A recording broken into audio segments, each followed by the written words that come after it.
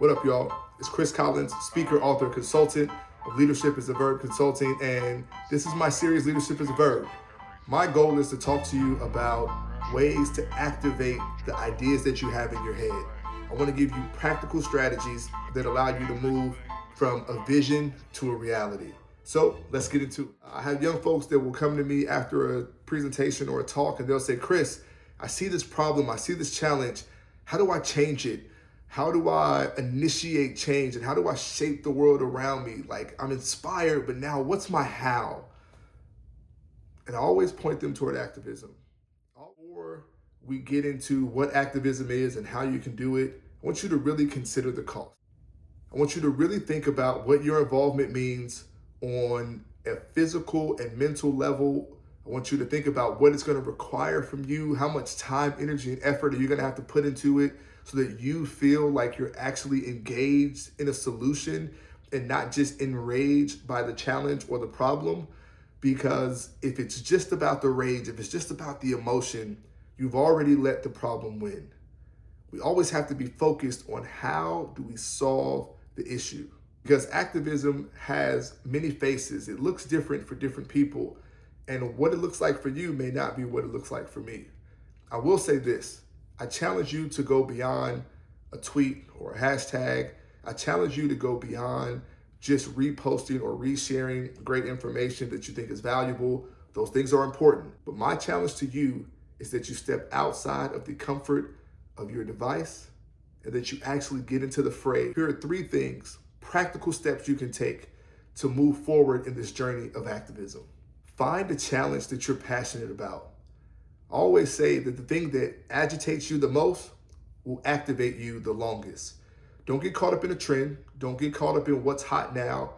Really think about the thing that irks your spirit, the thing that you see in your community, on your campus, in the world that makes you say, I can't believe folks allow this to happen. Find folks that are already doing the work that inspires you or that you're interested in, and find them locally. Most of the time, you don't have to reinvent the wheel. It takes a lot of energy to build something from the ground up and start from scratch. And if you have to, great.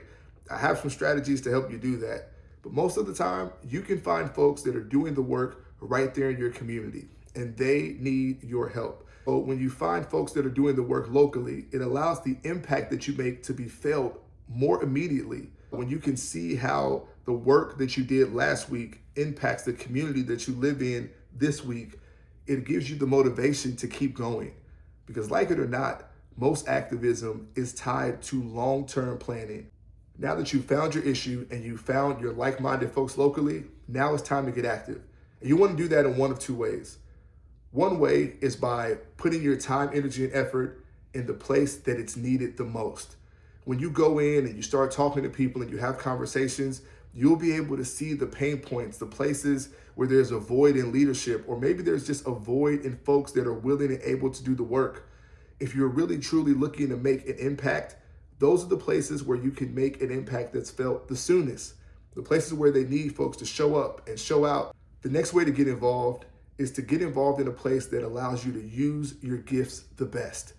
I tell scholars all the time, you were given a gift for a reason, and you were put on this earth for a particular purpose, and you should spend the rest of your life trying to figure out what that is. If you already know where you're gifted, if you already know where you have a talent, use that to the best of your ability in that organization. When you get involved in activism at any level, you should never be surprised by the outcomes of your interests and the outcomes of your work. You should never be surprised by the consequences of your involvement. Know that these are real serious times that require serious investment. So do not take that term activist or activism lightly.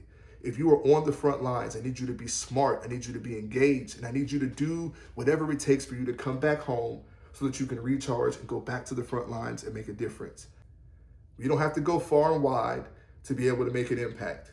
We can drill down right at our kitchen table. We can drill down right at our lunch tables, right at our workplaces, because activism starts right there. When you see the wrong, say something. When you see the system is corrupt, either fix it from the inside or break it down brick by brick. It's your neighborhood Hope Dealer Chris C. Speaks. I love you like a fat kid love cake. We'll see you on the other side. Peace.